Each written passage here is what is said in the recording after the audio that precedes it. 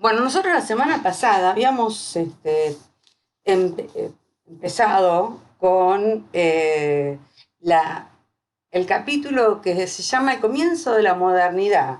Y en realidad vimos los realistas, Courbet, fundamentalmente, Millet también, los artistas surgidos después de la revolución del 48. No hay que decir de qué revolución. Pero bueno, en realidad ustedes saben que al artista que se lo considera como el inicio de la modernidad, del proyecto estético de la modernidad, la mayoría de los autores lo sitúan Manet. Antes de ver a Manet, quiero, bueno, ver, primero decirles que vamos a adjuntar al libro de Rosenblum y Jansson el capítulo 11 de Eisenman, que es Manet y los impresionistas. Porque tiene algunos datos que, bueno, sitúa al París de la época de forma interesante. Por ejemplo, bueno, va diciendo, Manet nació en 1832, murió en el 83, y en su tiempo de vida coincide con la modernización de París, sí, de la capital francesa. Hasta 1850 todavía París seguía siendo en múltiples aspectos una, este, una ciudad medieval. Tenía todavía casas hechas de madera. Esta es una foto de la zona de la Cité, que dice una de las zonas que nombran, que no eran de los primeros bulevares, de las zonas que se habían establecido, que cruzaban por ahí estas calles, que tenían, bueno, instalaciones, aparte de casas precarias, en estas calles son donde se hacían las barricadas, o sea que estaban bastante dañadas la zona, y además no tenían, bueno, tanto las conexiones de agua como las conexiones sanitarias como el alcantarillado, en el mejor de los casos, era inadecuado. Entonces, a medida que la población crecía, en 1856 llegó al 1,5 millones de habitantes París, los edificios llegaban hasta las plazas. O sea, no había un proyecto urbanístico aún. Entonces, bueno, se avanzaba en construcciones precarias hasta, por ejemplo, las plazas. Plazas, parques, hasta en los cementerios. Bueno, esto llegó a ser un problema, bueno, por el paso de la luz y de sanitario. Inclusive la epidemia de cólera, hubo un par de cosas que dieron lugar, o por lo menos fundamentaban, un proceso que se conoce como la Haussmannización, que fue el barón George Haussmann, al que se le encomendó la supervisión, que era un superintendente de la municipalidad. Se le encomendó reconstruir la ciudad. Este proceso duró tuvo la misma duración que el Segundo Imperio. Y dio como resultado, bueno, la construcción de nuevos sistemas de abastecimiento de agua, alcantarillado y la apertura de nuevos bulevares, el enderezamiento de las calles. Los tramados de las calles medievales son como Venecia, para tener una imagen, como un espejo roto, no tienen una organización. Eh, También, bueno, la instalación de las iluminaciones en las calles, iluminación a gas, bueno, la creación de parques y ejes de transporte, o sea, los transportes colectivos. ¿Alguien se conectó para hablar? ¿Sí? Marisa, sí, están preguntando si estás grabando la clase. Yo no me Sí, ofrezco porque mi conexión es la medio... empecé a grabar con Ocam, lo recuperé y funciona bien.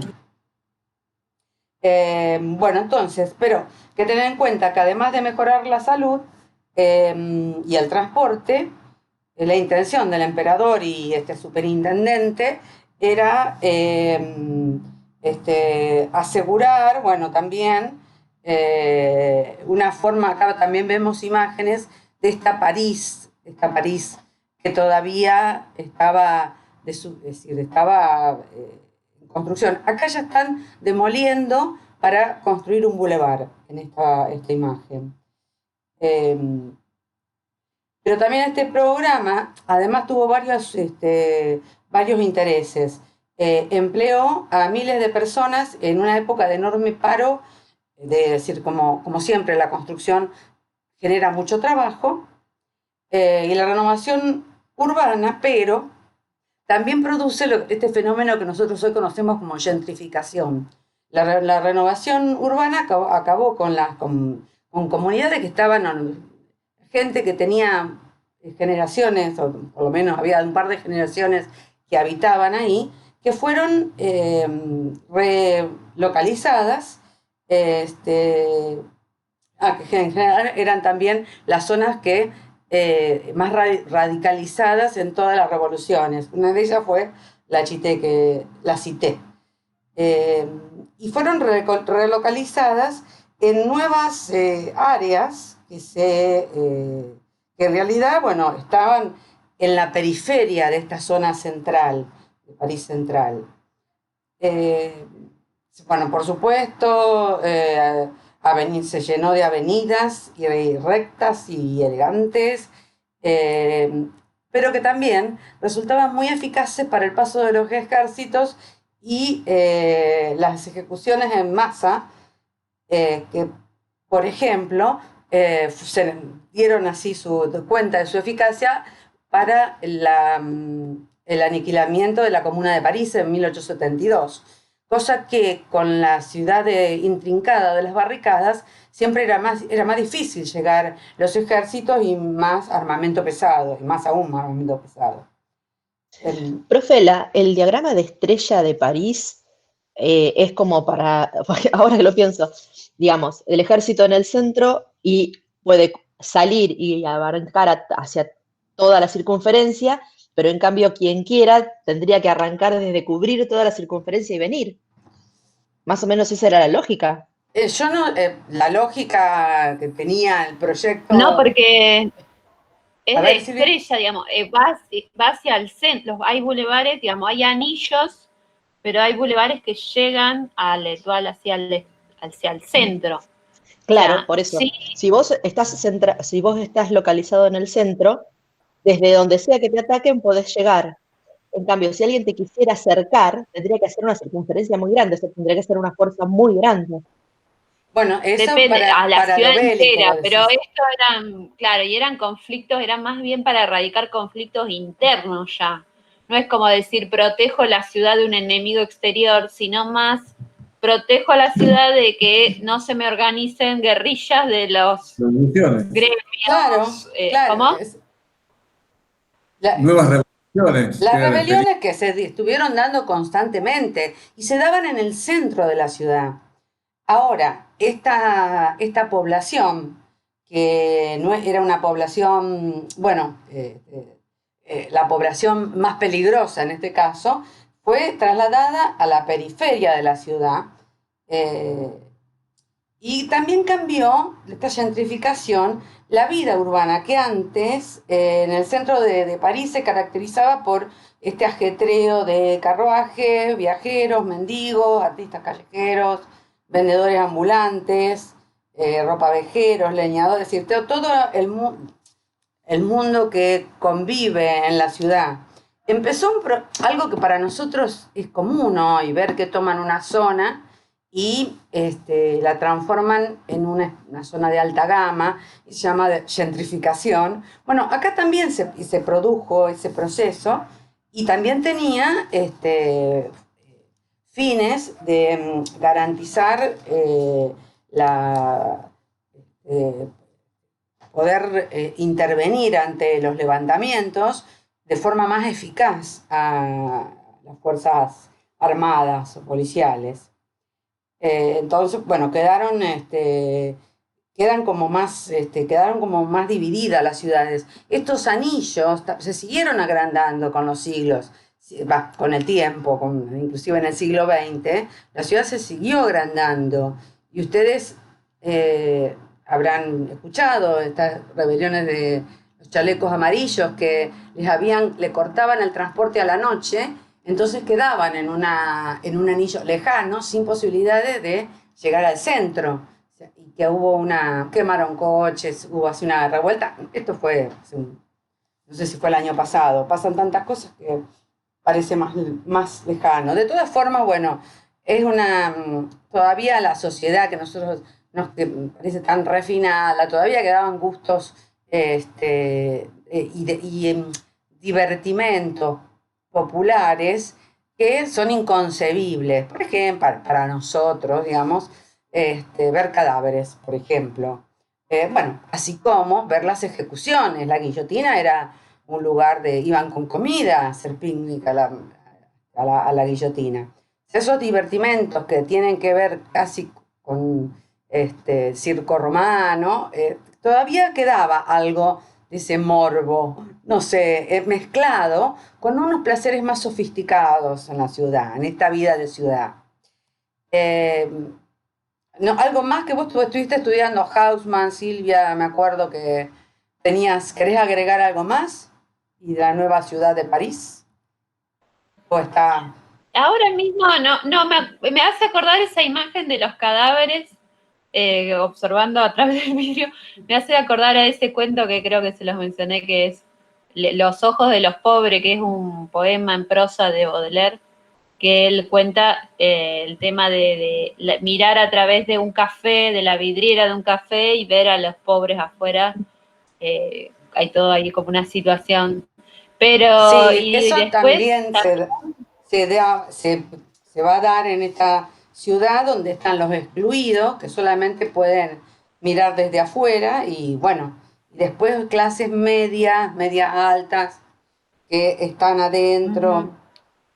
Sí, aparte, bueno, Sí, también se electrificó la ciudad, ¿no es cierto? sí, París es de las primeras ciudades en tener primero iluminación a gas y hagas después eso. tener iluminación eléctrica, entonces eso hace que la vida nocturna sea posible. Después también en lo que es los bulevares y la velocidad, o sea, para nosotros un carro a caballo no puede ser muy veloz, pero para ellos empezar a ver lo que es el tránsito, el aglomeramiento, y que esos carruajes muchas veces mataban gente porque había accidentes, había choques, te podías caer o una persona chocaba un carro de eso y era lo mismo que te choque un auto. Y vivir, digamos, como esa violencia urbana también se empezó a hacer más frecuente. Y después, bueno, el que analiza muchas cuestiones en relación a Haussmann y a París es Walter Benjamin, ¿no? Que él lo que habla desde, bueno, del boulevard, de los pasajes, de los Las galerías que bazares, empezaron también a aparecer, con el claro, transporte y colectivo. Yo no sé si hay antecedentes en otras ciudades. Era muy cosmopolita, o sea, Ahí creo que París tomó esto de ser la capital, ¿no? Esa capital aurática que duró bastante.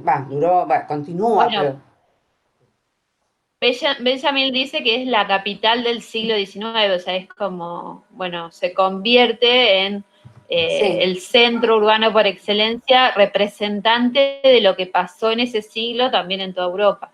Sí, Un poco sí, ahí el pero análisis creo que va a que, hacer. bueno, esta cosa cosmopolita, al no ser una monarquía ni un imperio, bueno, y haber, adquirido estos aires de modernidad tan radical, con iluminación, transporte público, bueno, es como que empezó a ser una capital. Por supuesto que para disfrutarla tenés que tener algo de dinero, porque si no te quedás atrás del vidrio mirando, sería. Eso es, esas diferencias son las que habla en el poema en prosa. Eh, Sí, pero eh, también es como que, bueno, hay también intercambios y contactos, ¿no? Entre la clase alta y las clases bajas. Es como que se empiezan como en las grandes ciudades que coexisten, que tenés al hombre que vive en la calle y salís de un restaurante y lo tenés viviendo ahí al lado en tu vereda. Y esos contrastes, esos choques, llevaron a que por ahí los artistas lo reflejaran o también esta vida de la bohemia, digamos, como que haya como un culto a cierta forma de vivir, rebuscándotela, o en ciertas cervecerías o bares que convivieran lo intelectual, lo cultural con la pobreza o la vida más humilde, así, o sin recursos. O sea, hay todo, digamos, esto que por ahí son lugares comunes que se crearon en este momento también.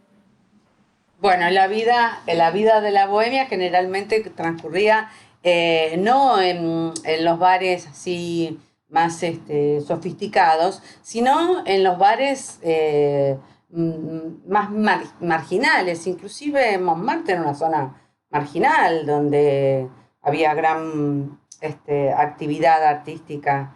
Hoy es un barrio muy bonito. Bueno, y en este contexto en el que creció y vio todos los casos, vio este proceso de modernización, está Edouard Manet, entre otros, y también Edgar Degas.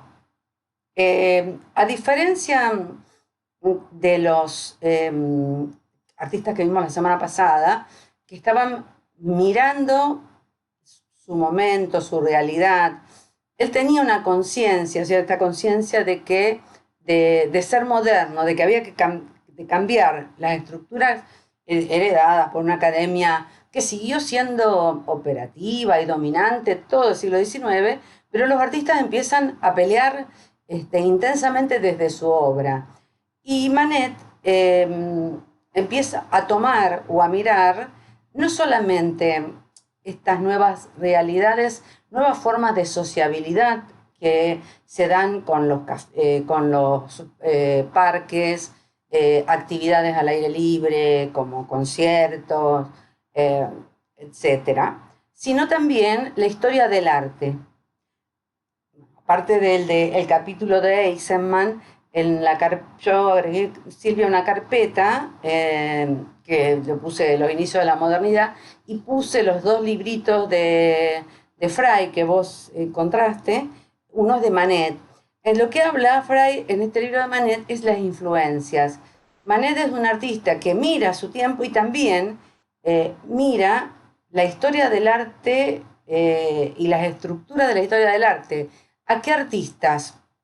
Bueno, a los que miran a Velázquez, al Siglo de Oro Español, a Goya, entre otros, para desde ahí, es decir, tener desde esta sólida estructura que le daban a esas pinturas, volver a construirlas, pero situadas en el tiempo, en su tiempo, en el tiempo moderno. Entonces, no hay una... bueno, por un lado esto. Por otro lado, buscaba una pintura más liviana. ¿No? Ustedes recuerdan, por ejemplo, los picapedreros, que dijimos el tema, y la dimensión de pintura histórica era absolutamente increíble para su época, pero todavía la pincelada era muy cargada, había muchas capas, había muchas veladuras, es decir, todavía tanto compositivamente como técnicamente no había cambios. Esos cambios los va a hacer, bueno, lo hizo también el último Delacroix, pero Manet los va a enfatizar. Aparte recibe otras influencias, como es el arte japonés también. Era, por supuesto, su pintura, no fue fácil de comprender en su momento, como siempre vemos que sucede, que hay una tensión, que un arte nuevo necesita construir su público, que si bien Manet era un dandy, que no tenía problemas económicos, tampoco, digamos, era de una burguesía media, o sea que y le gustaba lucir como un dandy, era muy criticado por el salón, por los aristócratas del salón, porque lo veían como que era una técnica deficiente, esto que él buscaba de la pintura liviana, de transgredir todas las normas académicas de la época. Esta es una de las pinturas que primero se analizan, que es Música en las Tullerías, de las cuales, por ejemplo, da cuenta esta obra de varios aspectos de los que hablamos. Uno es la nueva sociabilidad. Por supuesto, las clases sociales no están muy mezcladas. Acá no vemos pobres, digamos. Vemos una mezcla de gente. Vemos a Baudelaire, al hermano de Manet, a damas y señoras, niños. Fueron a escuchar música. Cada cual, hay como distintos grupos hablando entre sí, como construyendo su propia escena. No hay una unidad, que era lo que veíamos, inclusive hasta en las obras de Courbet. Hay un tema y hay una unidad, y uno sabe cuál es el tema. Por un lado, la pintura, cuando uno se acerca a las figuras, vemos que están abocetadas, como livianas, como construidas desde la mancha y el contorno negro. Usaba enfáticamente un contraste muy alto de valor. Vemos tonos muy bajos y tonos muy altos. Y también hay una composición por ejemplo, en este caso, hay las líneas que arman los árboles, las líneas de las galeras de todos estos señores dandy, que van jugando, si no sería van cambiando el ritmo de estas formas sentadas, que de todas formas, al estar de espaldas algunas, hay dos personas mirando al espectador, que es esta mujer en primer plano, Manet, que se incluyó acá, y en general todos los demás están en su mundo propio, que es lo que pasa en cualquier ciudad. La gente van dos o tres que están haciendo su propia vida, su propia historia, hablando de sus cosas, y todo lo demás no importa. Vos querés decir algo más caro, que vamos a poner, viste que Manet da mucho, bueno, si querés lo vuelvo a poner. Pongo esta obra de Couture porque fue el maestro de Manet. Generalmente, a los maestros siempre es como matar al padre, hay que matarlo, pero bueno, también es verdad que estamos en otro contexto histórico, pero la obra de Couture es contemporánea casi a los picapedreros, a las espigadoras. Acá, en la decadencia de los romanos, también hay algo de esta movilidad, digamos, de los personajes, en un tema clásico, en una alegoría moral, que habla de un cierto decaimiento de la civilización, pero este movimiento de los personajes que son dioses y personas, y en una especie de orgía apocalíptica. Pero algo del maestro también quedaba en esto del movimiento de los personajes, no mucho más. La pincelada usa una pincelada rápida y bastante fluida, el óleo fluido, entonces nunca se encuentra los empastes de Courbet. En la primera, en el Música en las Tullerías, se ve esta confusión con la técnica que suprime detalles para ganar en la sensación de movimiento. Por eso Manet lo toman. Manet no fue impresionista. Sí se hizo, fue amigo de Monet y de los impresionistas, pero es más, él no quiso mostrar con los impresionistas. Los impresionistas fueron sus seguidores. Lo tomaron como el artista moderno al que hay que seguir. Él no quería mostrar con los impresionistas porque él quería ser aceptado en el salón. Él quería ese reconocimiento en el salón como el reconocimiento de su obra por la academia, o sea, esa actitud tenía. Caro o Silvia, ¿algo que para agregar? Yo lo que quería comentar es en esto que vos decís que planteaste Michael Fried Ay, sí, sobre las sobre influencias. sí, que justamente al mirar a los barrocos, o sea, a Velázquez, a los barrocos por ahí de pincelada más suelta,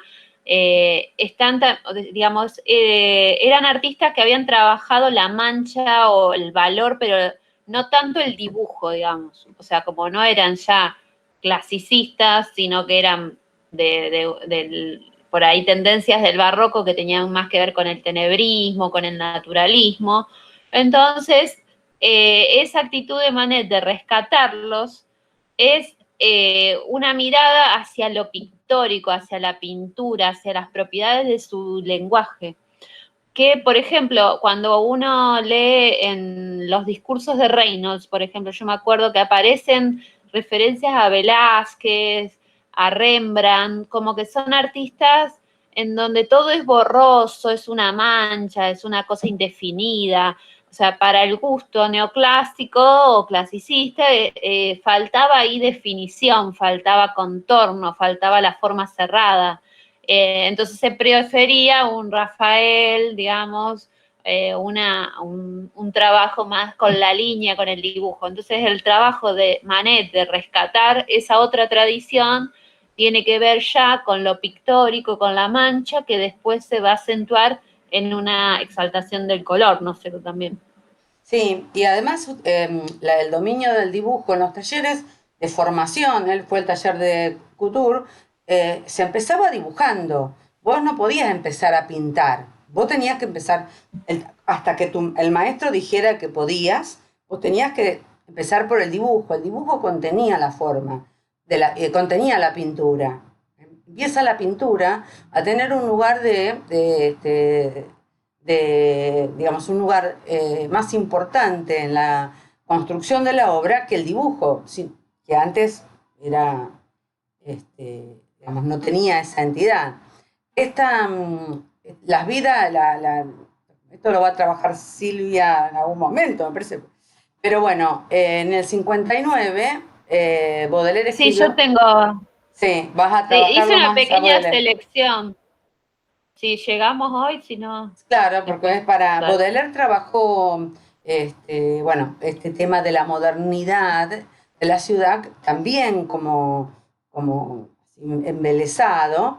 Y él, bueno, tomaba a este artista que es en realidad un ilustrador, pero como sus imágenes son también rápidas, abocetadas, y era como la representación de la rapidez, del vértigo de la vida moderna, de sujetos anónimos. Nuevamente, bueno, este personaje está de espaldas, si bien este no fue un artista de salón, digamos, un artista de dibujo, igual esta imagen, la rapidez, muestra el dinamismo del carro, la rapidez de los caballos, aunque están todos de espaldas. Este tipo de composiciones no tenían antes, es decir, para una mirada académica, acá no hay nada, digamos, no hay un tema, pero para los modernos, el tema de la modernidad es el tema, es decir, la ciudad, mostrar, bueno, la ropa, la vestimenta, por ejemplo, el dandy, y tenía su forma de vestir, y un andar contemplativo, pero pero a la vez como desinteresado para pasearse por los bulevares. También engancha con el concepto del flaner, la flanería. eh, pero bueno, así como vimos el concierto en las Tullerías, que era un tema menos provocador, y todavía tal vez más signado por su maestro, por Couture. eh, Rápidamente Manet empieza a explorar los motivos que son tradicionales del arte. Los desnudos al aire libre es un tema tradicional. Lo que pasa es que las desnudas eran ninfas, habitualmente, o seres que no eran mujeres, digamos, y estaban acompañadas de sátiros u otros personajes, y acá están acompañados de dandies. Hay una mujer desnuda. La modelo de Manet era Berthe Morisot, cuya obra la vamos a ver en la década siguiente, en el 70, una artista.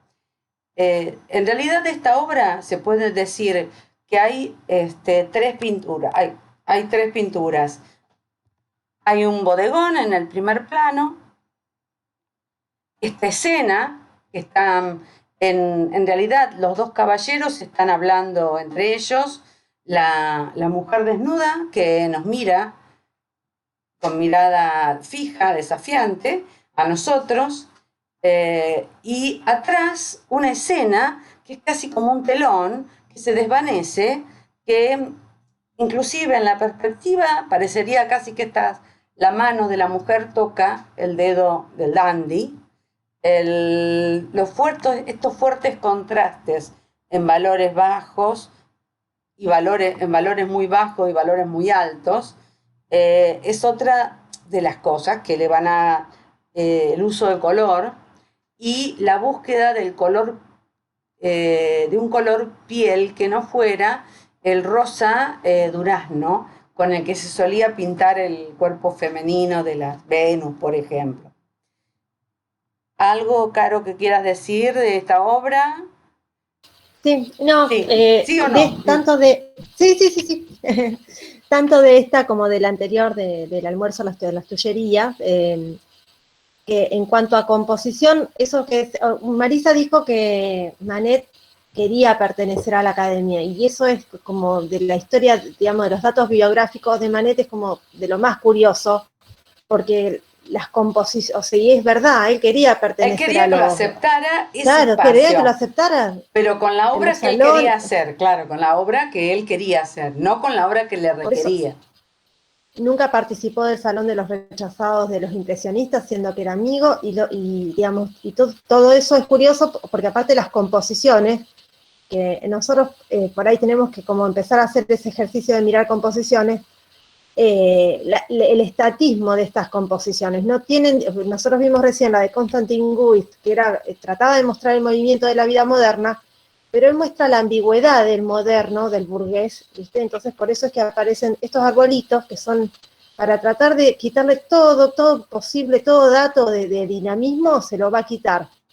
¿Sí? O sea, todos estos árboles que están puestos en verticales, lo que hacen es armar la trama de una tela, o sea, es reforzar la idea de la trama de la tela y quitarle la movilidad. O sea, si nosotros pensamos en las obras que vimos de David, en el rapto de las Sabinas, o sea, el dinamismo que tenía la obra, los puntos de tensión y cómo uno tiene que hacer una lectura, en esta obra no está. O sea, es una obra donde el dinamismo y la tensión se presenta por otros elementos. O sea, por el personaje que nos mira, porque es verdad, no hay perspectiva atmosférica, o sea... Y aparte es una mujer, además si sacáramos los árboles, este plano quedaría rebatido, como que la gente se va a caer arriba, o sea, están como en un plano vertical. Es decir, si no estuviesen los árboles, por esta falta de cualquier perspectiva, se sentiría como un rebatimiento de las figuras.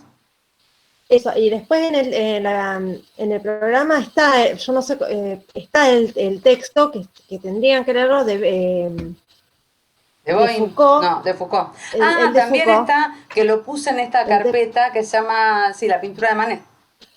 Claro, exactamente, sí. Porque Foucault desde un lugar conceptual, o sea, que es interesante cómo hace una lectura conceptual de algo puramente compositivo, ¿sí? Como es una composición estática, sin movimiento, dice, bueno, esa composición estática es porque refleja el sentimiento de esa burguesía, ese carácter ambiguo que tiene la burguesía.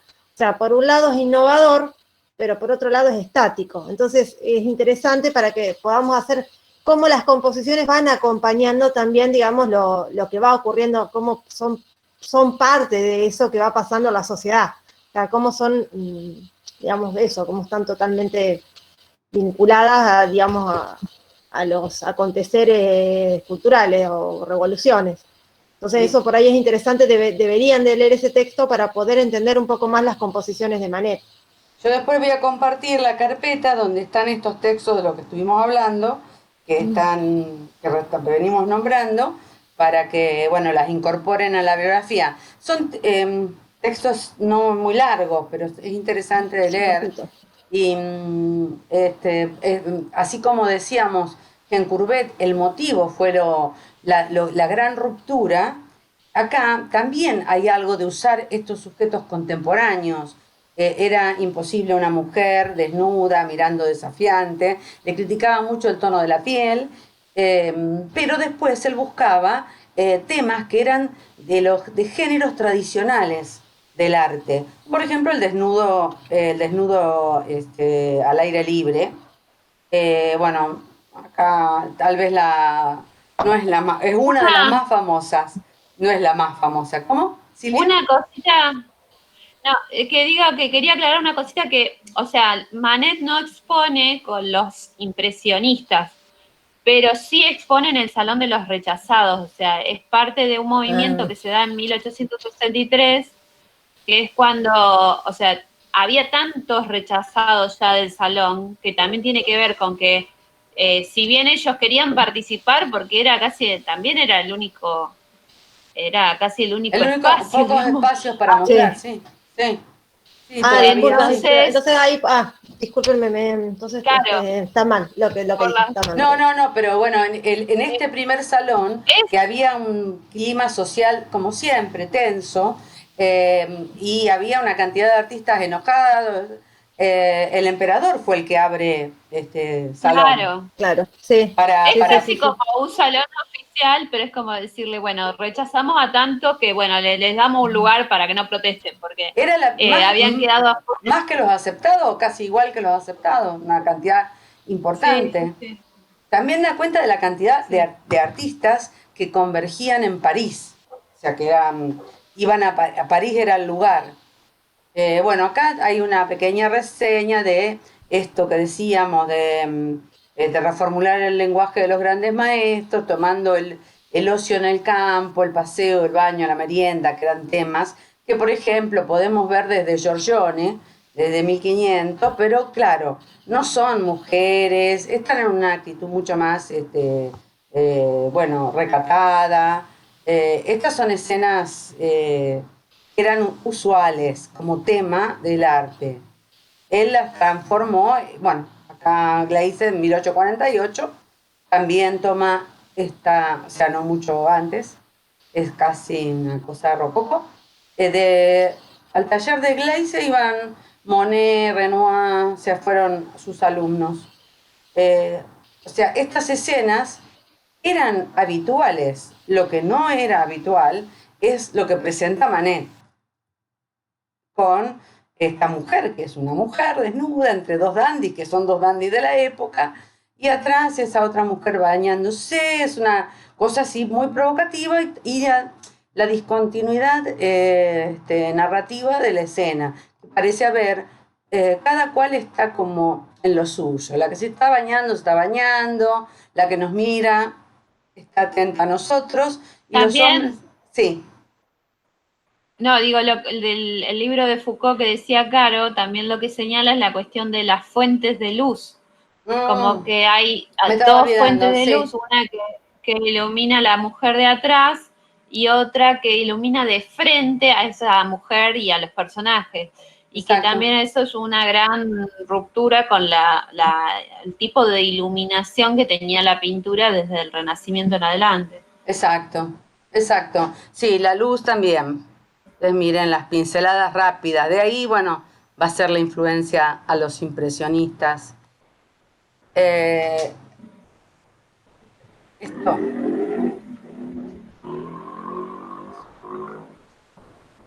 Bueno, dijimos que no era la más famosa, tal vez es una de las más famosas. Todas las obras de Manet siempre provocaron escándalo. Una de las que más escándalo produjo fue su Olimpia, que la pintó en el 63, en 1863 y se expuso en 1865, que toma como obra, digamos, sobre la imagen que todos tenemos de conocida de las Venus. Él recrea otros personajes que son muy contemporáneos que son muy contemporáneos de su época, que son muy modernos, sea los departamentos donde una mujer trabajaba, una prostituta digamos, más de lujo, usa ese nombre que aparentemente era un nombre que solían adoptar prostitutas, siempre es Morbury Sod, ahora lo vamos a ver, y recrea, posiblemente sea la Venus de Urbino de 1500, nada más que bueno, es una mujer lánguida que mira desde abajo hacia arriba al espectador, desde una posición sumisa, muy púdicamente y muy depilada, muy púdicamente las piernas, muy depilada, con un perrito faldero. Bueno, la perspectiva atrás, la segunda escena, mientras su Olimpia tiene este fuerte contraste, bueno, esta variedad de blancos que tiene en el sofá, la mujer, totalmente como una mujer muy segura de su sexualidad, una mujer moderna, que mira hacia el espectador, que no tiene, digamos, con una sandalia salida, que es muy segura de su sexualidad. En contraste, bueno, siempre con valores muy bajos, y ese atrás. Acá la luz en realidad parece emanar de esta figura central. Y También, digo, el hecho de que ella no esté totalmente desnuda porque tiene una chinela, tiene un lazo en el cuello, una pulsera, esos también eran signos de que no era la belleza pura de una Venus, digamos. La mujer que se adorna, que se maquilla, que se pone joyas, ya tiene otro tipo de belleza que no es la de la pureza de la Virgen, de la Venus, que es una belleza natural y despojada. y además, entonces ya con todo eso también daba el sentido, ¿no? De prostituta, digamos. Y además la mucama africana le está llevando un ramo de flores, que es un regalo que la persona que está mirando se la habrá llevado. O sea, el espectador queda en un lugar de voyeur, así mirando, a pesar de que le criticaban mucho los tonos de piel que dicen que no eran, y cambia el perrito faldero por un gatito negro que acá se mezcla con el fondo verde oscuro, que está totalmente arqueado, como mirando, desconfiando del que está acá adelante y llevó las flores. O sea que lo torna en una cosa, es decir, es muy conscientemente hace esos cambios. Sabemos el gato negro, que siempre tuvo mala fama, y bueno, todos los elementos juntos construyen este ambiente así de una sensualidad muy fuerte, generó indignación. Esta fue expuesta en el Salón, creo, de los Rechazados en el 63, y esta fue la que recibió paraguasos, que el público la atacaba a la obra, que fue una de las anécdotas de la época. Creo que mostró esta y la anterior. Bueno, acá está la descripción, que más o menos ya la hicimos. Dice, bueno, también una de las connotaciones para el público parisino, por ser un nombre frecuente en las prostitutas de entonces, la más famosa era la rival de Marguerite en La Dama de las Camelias. Y para reforzar la connotación sexual, sustituye el perrito faldero de Venus por un gato negro, el lomo arqueado, la cola erizada, que evoca bueno, todo esto. todas estas evocaciones. Pero bueno, en la época había fotografías suavemente pornográficas. En realidad hay un librito que está, inclusive lo editó Taschen, que es de esta época, de fotos que llaman frivolidades parisinas, que era una cosa así, pero en realidad circulaban, tampoco se mostraba en el salón, era algo que circulaba más recoletamente.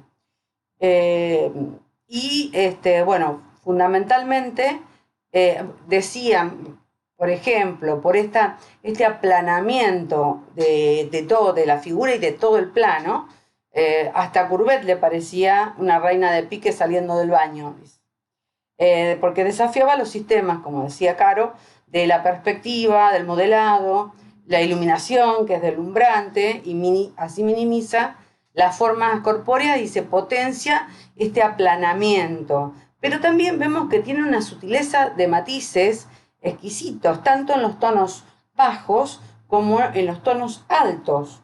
O sea, dentro de la misma paleta encuentra una enorme variedad. Bueno, así como la Olimpia fue totalmente criticada, agredida, en la misma época Cabanel presentaba el nacimiento de Venus, pues decíamos que rápidamente fue adquirido por Napoleón III, que la academia y sus mandatos no es que desaparecieron, van cediendo, van incorporando cosas, pero en realidad siempre tienen la mirada puesta en este tipo de obras, que en realidad repiten una y otra vez los motivos, así que son idealizantes, que están fuera de lo real, con los angelitos volando.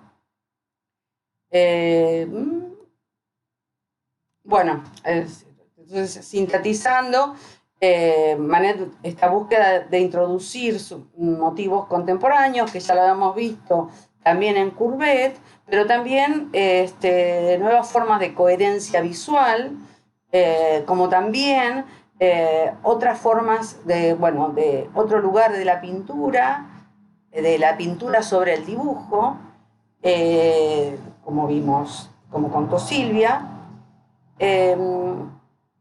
tomando estos paralelismos, ¿no?, con obras que otro de los artistas que miró, que le interesaban, era Goya. Bueno, Goya le interesó a muchos artistas, porque Goya fue la pintura privada de Goya, digamos, las obras que él hacía porque quería, se adelantaban a su época. Nosotros vimos los fusilamientos del 3 de mayo, que plantea una nueva pintura donde ya no está sin héroes, una pintura sin héroes, a diferencia, por ejemplo, del juramento de los Horacios, que convencidos se van a luchar. Acá hay gente que es fusilada, se apilan los cadáveres. También en Goya ya había una pincelada liviana. Goya fue un adelantado en eso, una pincelada liviana, desde la mancha, trabajando el empaste. Y hay un hecho, si bien Manet, como un buen dandy, no estaba tan ocupado en la política o en fenómenos en general, no eran sus temas, esta ejecución de Maximiliano, que lo había mandado el emperador a ser como emperador de las colonias en México, es fusilado, los indígenas están mirando atrás de una pared que se levanta después la montaña. Nuevamente vemos que la perspectiva y la profundidad no están en Manet. Él lo tomó como un hecho que daba cuenta del momento triste política, de ese momento político de decadente que estaba viviendo París, daba cuenta de esto, porque finalmente lo abandonaron, nadie, es decir, lo mandaron, pero después nadie acudió ni a apoyarlo, ni a nada. Hicieron cuenta como que no existían, porque en realidad es decir, fue como la balsa de la Medusa, un hecho que tuvo difusión, pero que era políticamente molesto. Por lo tanto, esta pintura no se podía mostrar. Pero vamos de nuevo a la extraña composición espacial. Ustedes fíjense que las puntas de los fusiles están casi sobre el pecho, estos largos fusiles, casi sobre el pecho del ajusticiado. Y nuevamente, siempre hay como ritmos verticales. La escena no tiene el dramatismo de los fusilamientos, tiene más bien la mirada de un flaner, o sea, que mira desde afuera y cuenta el hecho, es casi, sí, como una mirada desapasionada. Y los ritmos, bueno, verticales y horizontales que va creando. Esta pintura también está analizada, creo que en el de Foucault, no sé, Caro, creo, que tomó esta. Sí, esta está también, está analizada aparte por la perspectiva, que también es, digamos, es una perspectiva imposible por la distancia que hay entre los rifles, digamos, y la persona a la que le están disparando. Sí, está Pero analizada. bueno, él construye un espacio a su manera, porque acá construye una tensión entre estas líneas horizontales y las verticales. Una tensión de estar cerca pero sin tocarse. O sea, como que hay una tensión visual en este extremo, en este ángulo, en este extremo del lienzo. Que fue también una pintura polémica. Vemos que el clima de ambas pinturas, el clima emotivo, la pintura no es romántica. Es una pintura fría, la de Manet. No así la de Goya. Bueno, creo que es la última que puse de Manet, el retrato de Émile Zola, que Émile Zola, bueno, escribía sobre Manet, es decir, aparece también otra generación de críticos, también un literato, Émile Zola, que presentó, bueno, entre su obra hizo un retrato de Solá, pero también él siempre era criticado, bueno, porque tenía su manera de componer y de armar el espacio, bueno, o de Redón, un simbolista de una obra muy interesante, decía que es más un bodegón que la expresión de un ser humano, o que los libros apilados, el desordenado amontonamiento de folletos, primero es uno de Solá sobre Manet, contradicen el orden rectilíneo del bimbo japonés. Esto tomémoslo porque el bimbo japonés habla ya de las influencias, de la importancia que tiene la influencia de las estampas japonesas y los objetos japoneses que estaban llegando a Europa continental e insular. Acá vemos un biombo japonés, un luchador de sumo, la Olimpia. Bueno, acá están los libros, que son libros de Solá sobre Manet, lo que están leyendo. Entonces también le criticaban, que decía que era más un retrato de él que de Solá. Sí, Silvia. También atrás hay un Baco que es de Rembrandt, de Velázquez, perdón. De Velázquez, claro, detrás de la Olimpia. Que son sus fuentes. Se puso muchos elementos propios, pero no era raro eso de que se incluyeran así tanto en los retratos. Bueno, acá también Solá vestido como un dandy en Solá, que es más como se veía Manet que como se veía de Émile Zola. Esta obra también en su literatura, en su literatura Solá es un defensor de la representación de lo real, de la objetividad, o sea, por eso, digamos, eso que vos decías, esa frialdad de la mirada sobre la muerte de Maximiliano, es como la objetividad de un mero espectador. Y bueno, y desde la literatura está esta cuestión de empezar a narrar de forma verosímil, realista, mostrando la psicología de los personajes, pero sin poner lirismo, metáforas o contenidos pedagógicos, así ese Claro, lo moralismo. moralizante, sí. También, bueno, había algo de esto de ser testigo de su época, como alguien que ve un accidente en la calle, se para, lo mira y sigue caminando hacia hacer lo que tenía que hacer. No ¿viste? Las escenas así desgarradas que podía pintar con el mismo tema un artista romántico. Esta es una escena común en esta época, bueno, una forma de transporte, por ejemplo, para ir de viaje en el verano, pero me interesa que vean la pincelada, dado que decimos que Manet fue el inspirador de la obra de Monet en estas cosas, ¿no? En esta liviandad de la pintura, las pinceladas apenas abocetadas. Uno ve la pintura, la ve a cierta distancia. Cuando empezás a acercarte, solamente ves manchas. Siempre, bueno, esta característica de Manet, que tiene una extraña composición del espacio y usando mucho contraste de valores altos y valores bajos. Puede ser de la influencia del japonismo, que trabaja desde la línea de contorno negra, que es muy importante la línea de contorno negra.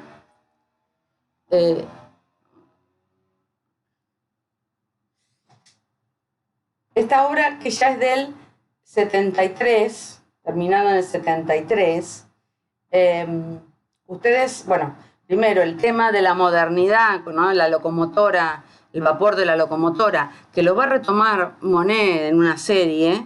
Berthe Morisot, una mujer parisina moderna, sentada, bueno, cerca de la estación, leyendo, que me mira con un perrito en la falda, mira como absorta en sus propias ideas. La niña mira hacia la locomotora, hacia dentro de la estación, y este orden vertical que le da una estructura sólida para que no se desvanezca, una pintura que se va tornando más casi inmaterial. Caro, ¿tenés algo para decir de esta obra?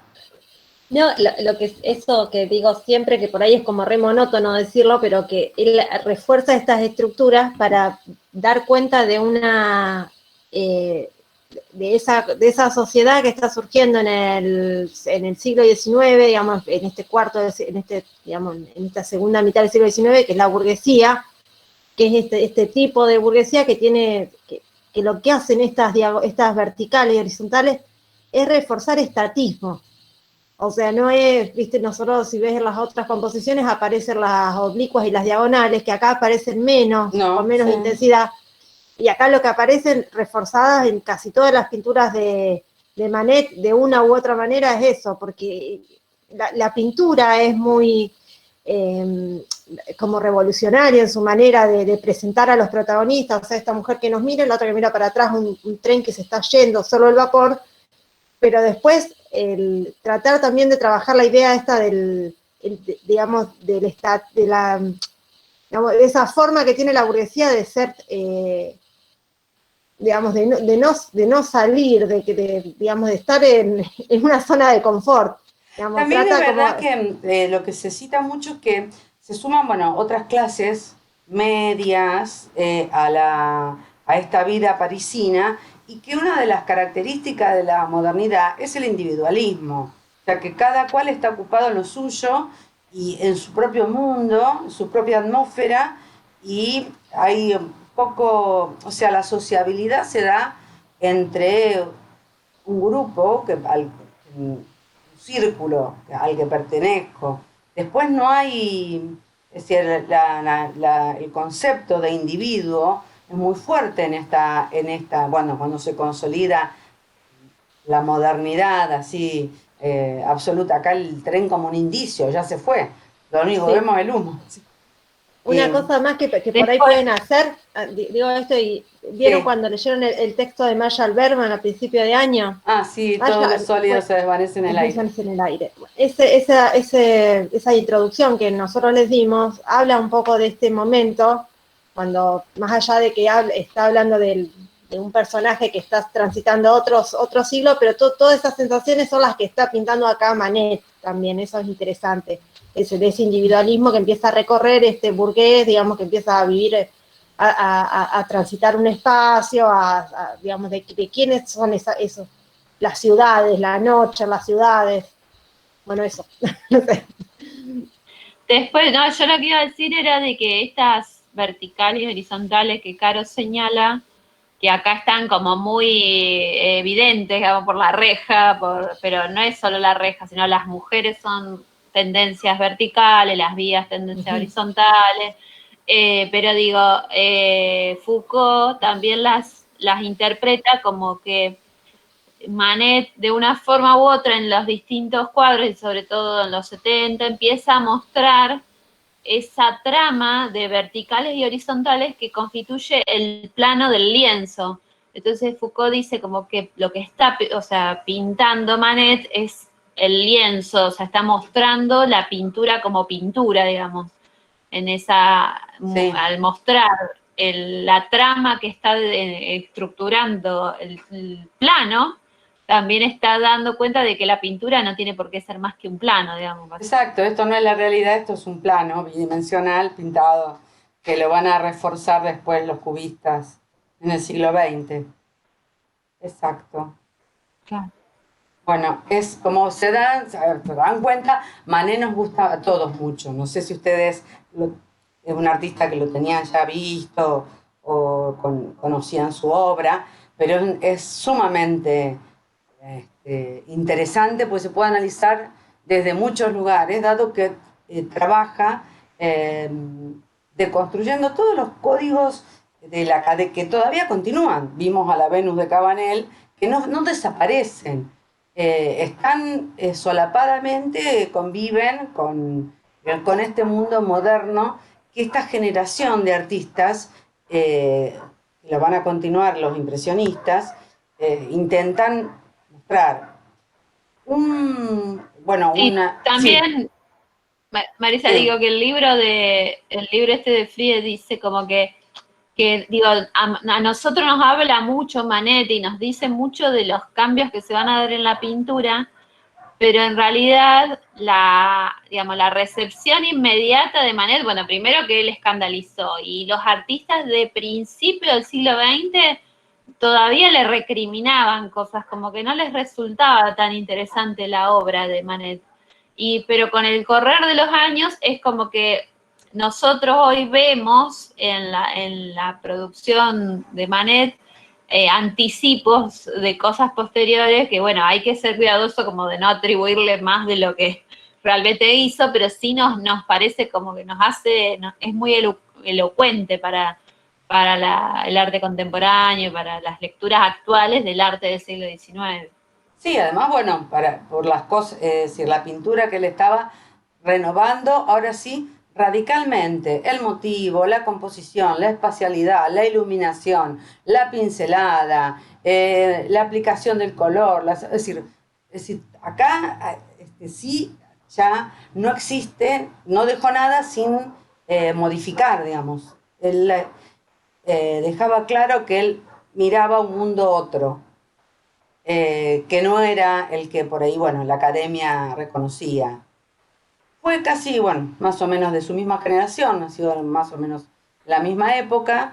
Degas fue pintor, escultor, fotógrafo y trabajaba todas estas técnicas que como que retroalimentaban sus composiciones. Si bien la fotografía él no la consideraba una obra, la tuvo escondida y se conocieron después de su muerte. Y en escultura hay también hay interesantes análisis de su bailarina que le puso el tutú de tul, bueno, una obrita no muy grande. Él también estaba por afuera de, bueno, Manet estaba peleando el salón. Él era de una familia adinerada, que o sea, no buscaba lucrar con su obra, si bien su obra gustaba, pero tampoco frecuentaba los círculos del arte. Sí tuvo contacto con los impresionistas, con Monet, a través de Manet, como un círculo de amigos, pero él tampoco era que tenía una posición radicalizada como Monet, que quería cambiar, bueno, o Manet, que quería entrar, o sea, ser reconocido por las instituciones académicas con una pintura radicalmente nueva. Después de muchos problemas en la vista, empezó a quedarse ciego, y de pintar exclusivamente al óleo pasó a desarrollar una técnica más seca, que son sus pinturas al pastel, sus pinturas pastel. Eso lo van a ver en el video que está incluido en el canal YouTube, que es una técnica, es muy interesante cómo explora la técnica del pastel. Por eso, bueno, no, estén repasando este material, pueden verlo. ¿Qué tiene de original Degas? Degas, aparte, se movió, le interesaban los círculos del teatro, la ópera. Generalmente lo que más le gustaba era el ballet.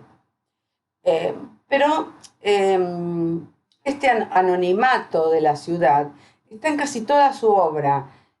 Unos puntos de vista casi de extrañamiento.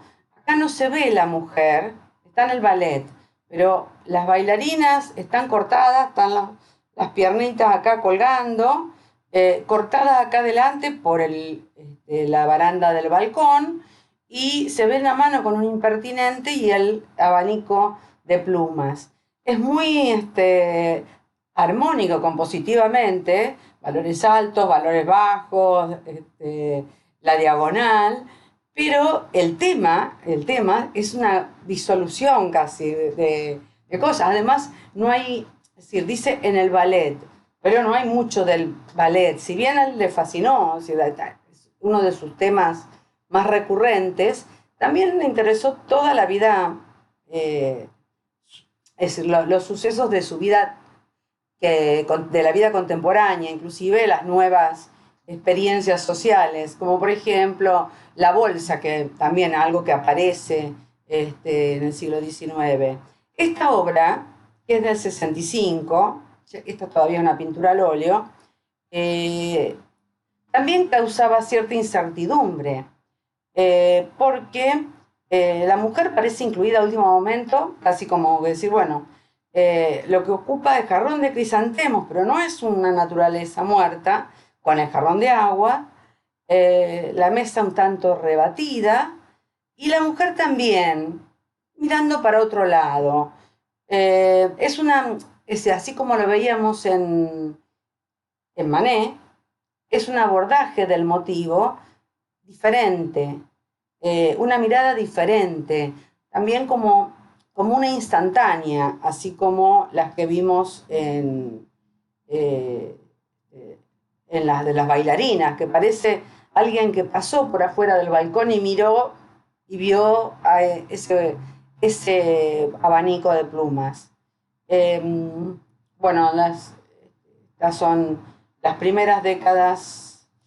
Bueno, él exploró, sí, los fragmentos del espectáculo visual de los cafés de París, de las calles, del teatro, siempre desde este lugar excéntrico para mirar. Es ver el punto de vista, era bastante extraño. Por ejemplo, el de la orquesta en la ópera, es una actuación de ballet con los músicos. No se sabe qué se tiene que mirar acá. Siempre recuerden que la pintura tenía un tema, había los motivos, había un motivo. Y el motivo era claro y tenía un lugar preponderante, un tipo de iluminación.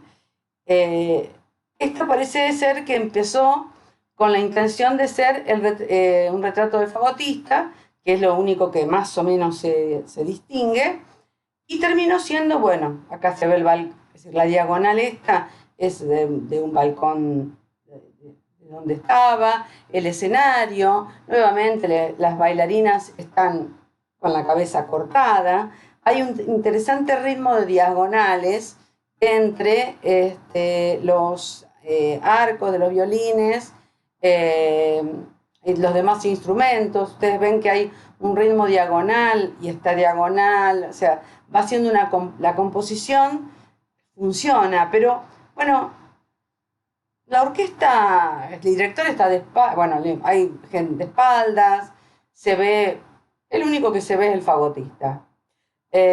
Algo, Caro, que quieras decir de estas composiciones muy, Estas son muy interesantes porque son equilibradas, pero también tienen como un dejo de desequilibrio. Uno si las mira desde lo estrictamente conceptual, y sí, están bien organizadas, pero, o sea, lo innovador es lo que va ubicando en cada plano, en cada cuadrante. No, eso, digamos, como claro. lo maravilloso que puede pasar cuando una persona sabe bien lo que tiene que ubicar en cada plano. Y también el hecho de que, toqué mucho, que él usara mucho la fotografía, porque hay ángulos en los que plantea la pintura que parecen más de fotos, o sea, de una foto rápida, que todavía no sé si era tan rápida para la época, que de la pintura. A ver. Están preguntando qué técnica tiene la mujer con el crisantemo y en el ballet. Yo creo que esas son óleos, ¿no es cierto? Sí. No son. Esas son, no son pasteles. la de mujer con crisantemo, sí, y estas son óleos. Sí. Bueno, esto acá también en la explicación, que estuvimos hablando, como en los cuadros de Manet, lo cercano y lo distante se conjugan en una superficie continua. El luminoso friso de las bailarinas decapitadas en la parte superior parece estar casi en el mismo plano que la voluta del contrabajo sostenido por el músico en primer plano a la derecha. La parte superior e inferior, lo cercano y lo lejano se confunden en lo que puede ser algo así como una instantánea de la realidad pública parisina, pero que a su vez es una construcción totalmente artificial que manifiesta el derecho del artista a inventar las reglas de su propio mundo estético. Que esta es la gran ruptura, ¿no?, con la academia, que es la que era la que instauraba mandatos. Esto, bueno, de nuevo, tanto Manet como Degas son artistas testigos de su tiempo, que tratan las cosas que cualquiera podía ver y las traslada como objetivos de un mundo subjetivo del arte. Por ejemplo, yo estuve, Degas, New Orleans la zona de New Orleans fue francesa. Es más, está la casa de Napoleón y había un hacendado que estaba preparando, no a Napoleón III, estaban preparando a Napoleón, estamos preparando para recibirlo después de Trafalgar. Tenían armada la casa, ahora es un bar. Y está la casa de Eduard Degas, que tenía la familia, tenía una casa, deberían tener estancia o algodón o actividades en la bolsa, porque, esta oficina en New Orleans, él pasó tiempo en Estados Unidos. Nuevamente, la perspectiva es una perspectiva rara, porque rápidamente toma una distancia, o sea, hace un espacio contradictorio. Tan contradictorio que parece rebatirse, esta sillita, donde está apoyada, pero los personajes no están interesados, o sea, cada cual acá están en su métier, leyendo el diario, en lo que le esté haciendo, nada, sentado acá, apoyado. O sea, no hay como una narración. Es una instantánea de un momento en esa oficina. Esta obra del 75 se compone en torno al vacío. Ustedes ven la Plaza de la Concorde, es un vacío. El tema, aparentemente, es la Plaza de la Concorde, aunque vemos en el primer lugar a un padre y sus hijas, cada una ocupada en mirar cómo pasa en la ciudad, que bueno, mirar hasta el perro está ocupado en otra cosa. El personaje del lateral izquierdo ingresando al plano junto con este carruaje, es este hombre saliendo del plano, un dandy con el paraguas y sus hijas también vestidas con con unos trajecitos, unos tapaditos muy particulares, el galgo, pero este vacío, bueno, que hay una recta, este vacío, ¿no? Que claro, es la Plaza de la Concorde, que no muestra nada relevante de la plaza, está mostrando el pavimento de la plaza. Esta mirada también parece la mirada de una instantánea fotográfica, que es en un momento en el que cada cual pasa ese instante, es el que parece condensar esta pintura.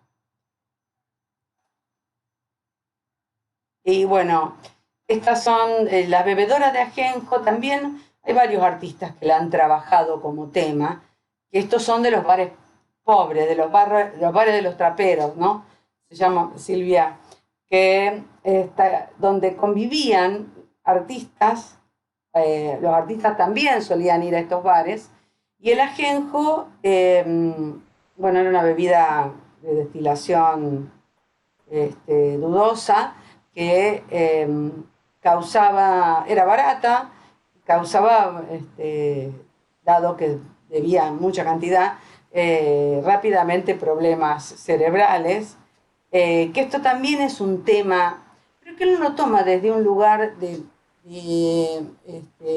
moralizante o romantizado. Lo muestra como un espectador que pasa y lo vio, pero no es un tema en el que carga emociones. Es lo mismo que vimos con el fusilamiento de Maximiliano. Bueno, Baudelaire, sí. no, te iba a decir que él tiene, bueno, el libro este que se llama Los paraísos artificiales, donde hace todo un elogio de, bueno, de las bebidas. También en la época, por ejemplo, estaba la exploración con el hashish, con el opio, o sea, con formas de alucinógenos, drogas, y que los artistas por ahí se acercaban como en la búsqueda de visiones, de inspiración, pero después también había cuestiones que tenían que ver como el ajenjo con que eran consumos que terminaban con problemas de salud también. Y después con respecto, vos decías los traperos eran los que recolectaban los restos de telas que se usaban para producir papel, también para los periódicos. Sería el cartonero de hoy. Cartonero. Claro,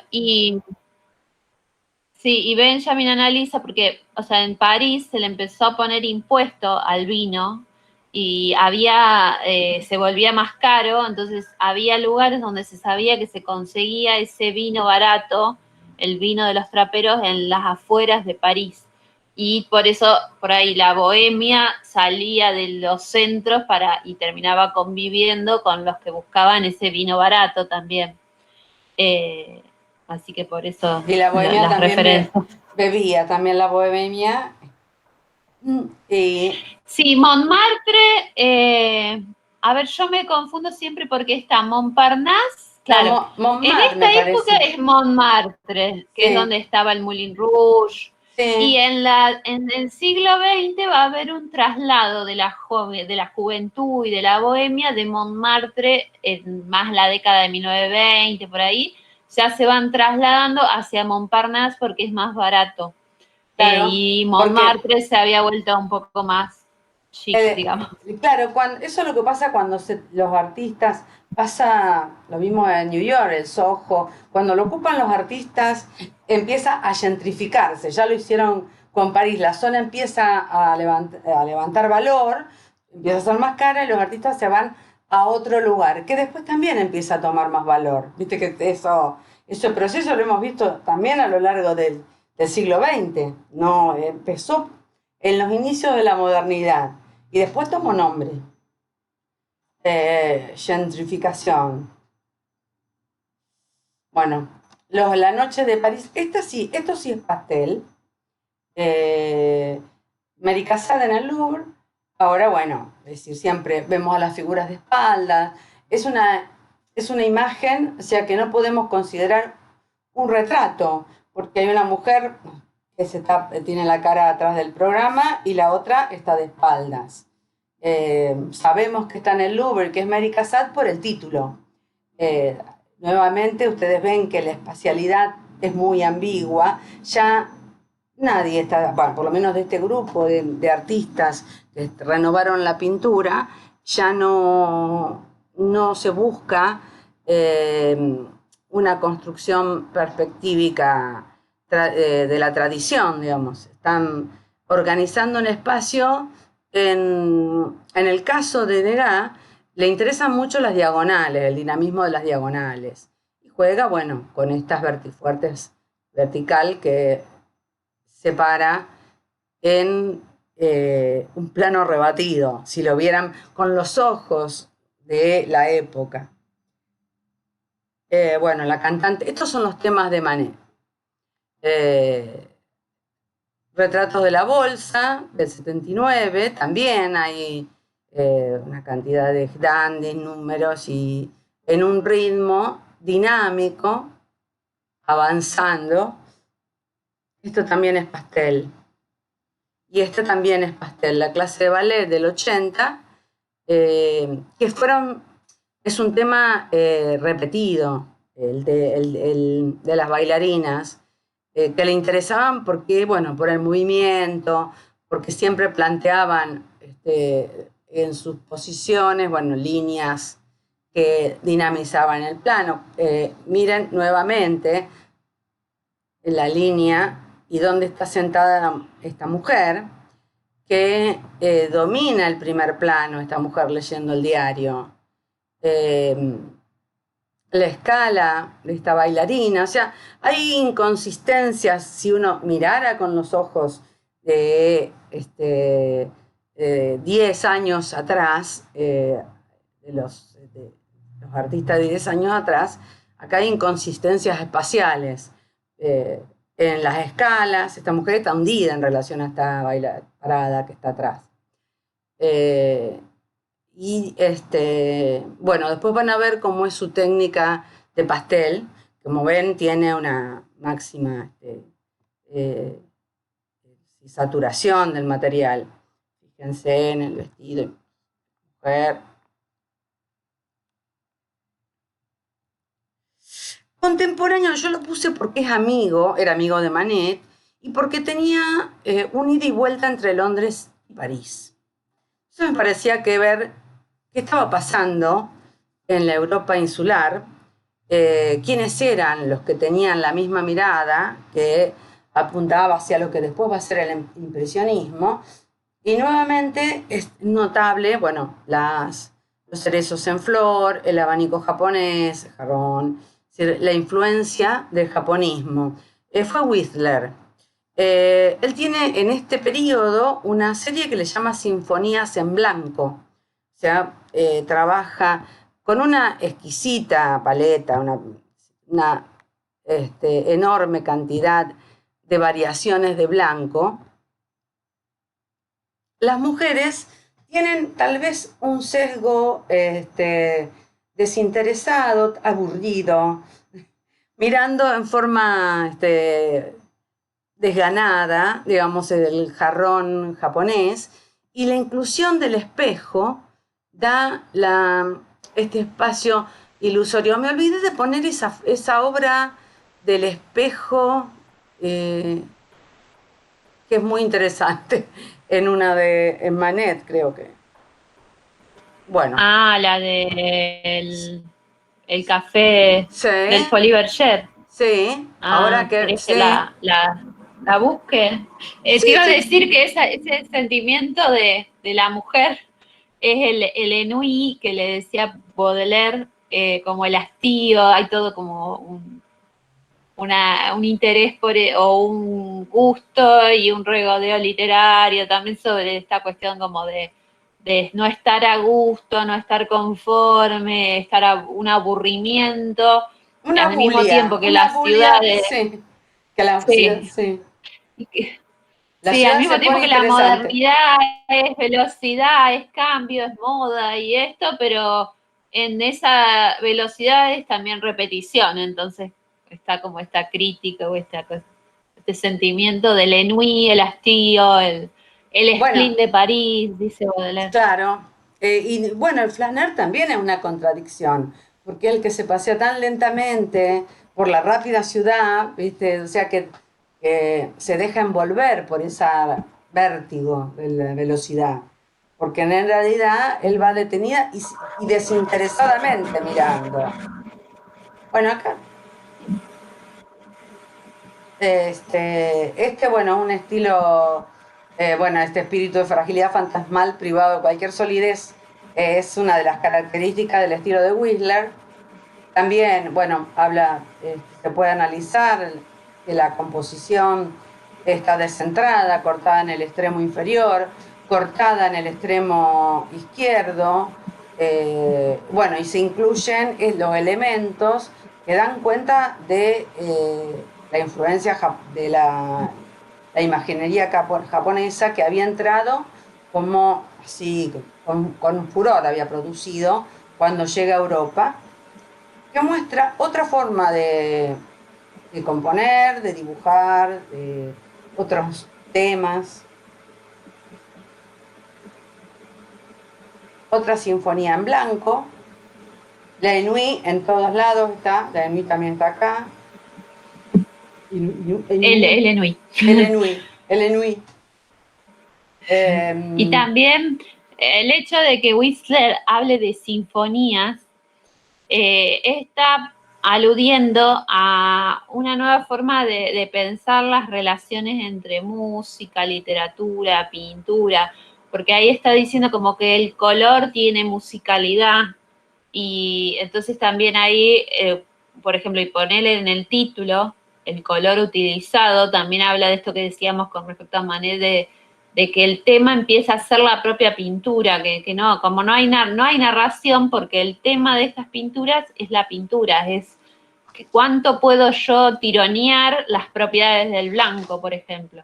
Pero siguen exacto. siendo pinturas figurativas. Por eso es el tema de la modernidad, porque la modernidad pone en tensión las cuestiones básicas de la pintura, sobre la materialidad, sobre la bidimensionalidad. Es decir, el proyecto estético de la modernidad, según Clement Greenberg, termina con el informalismo, el expresionismo abstracto, los distintos expresionismos de mediados del siglo XX, y después empieza otra cosa, pero ya no tiene que ver con esto que empezó en la década del 60 de Europa, en Europa. Vamos en Europa también en Inglaterra. Y si bien, bueno, en Inglaterra, bueno, este también es un retrato, porque Whistler tenía muchos encargos de retratos. Eh, Sabemos, es decir, siempre es una imagen absolutamente evanescente casi. La imagen de las pinturas de Whistler.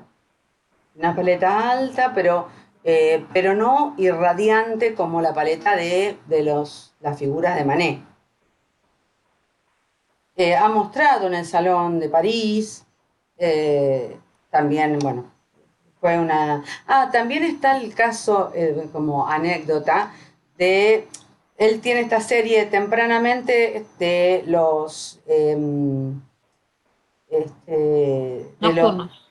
claro, esta serie de las sinfonías en blanco, y después su obra termina con los nocturnos, que es contemporánea a la obra de Monet, y ya lo vamos a ver, pero también, depende de las condiciones de luz, en los nocturnos se va perdiendo la forma, eh, va desapareciendo por la falta de luz. Él pintaba lo que veía, digamos, en condiciones de luz mínimas.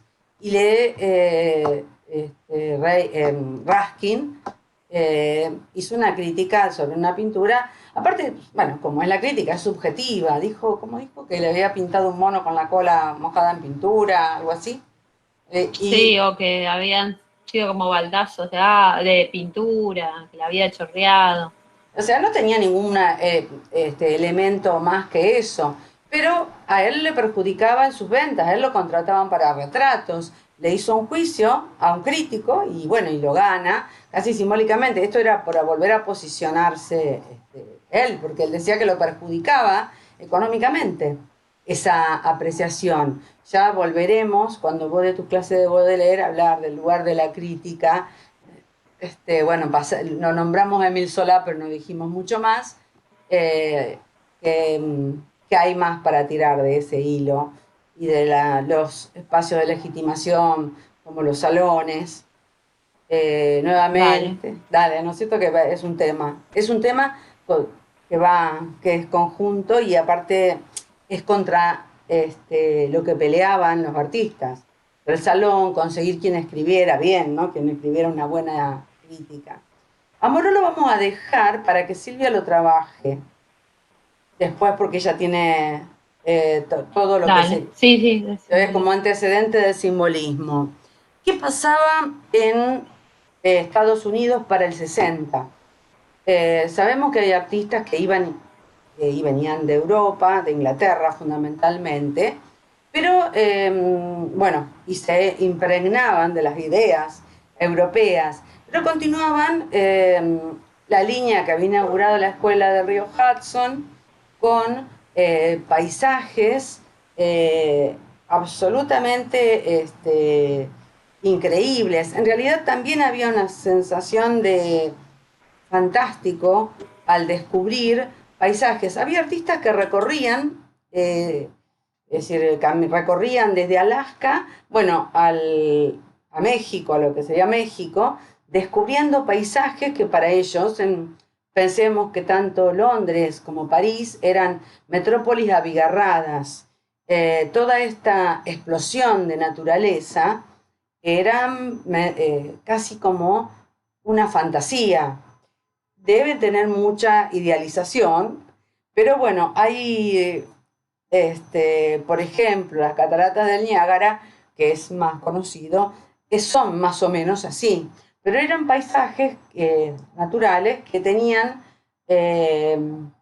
un poder así de, casi de ser una imagen fantástica, pero ellos sí continuaban con la pintura paisajística que nosotros ya, bueno, la vimos en Europa y que cuando se renueva la pintura paisajista, se renueva de la mano de Monet o de Cézanne y va para otro lado. Cuando quieran interrumpirme, interrúmpanme. Bueno, Charge. Por ejemplo, una aurora boreal, algo que nadie, bueno, que hoy se puede ver por videos o por fotos, pero en ese momento los artistas registraban cosas que nadie tenía acceso, muy poca gente podía acceder a ese espectáculo. Que también en eso, bueno, sí. También, digo, en estos paisajes como que vuelve esta categoría de lo sublime y del paisaje, incluso del paisaje nacional, también se puede pensar, que vimos en relación al romanticismo europeo. Pero bueno, acá estamos situándonos en Norteamérica y tal vez una categoría y una búsqueda que para Europa ya no tenía validez o interés, en Norteamérica tiene y a su vez es reformulada o es llevada a otro nivel, a otra expresión. Sí, y además, bueno, los artistas, por ejemplo, Inés estuvo en Londres en la década del 50 2 veces, pero tenían esas influencias de las escuelas paisajistas que por ahí ya habían terminado o habían cambiado los artistas que las desarrollaron. Ellos tomaron, bueno, hacen el relevo y además en la naturaleza ya se sentía como un lugar extinguido o en extinción.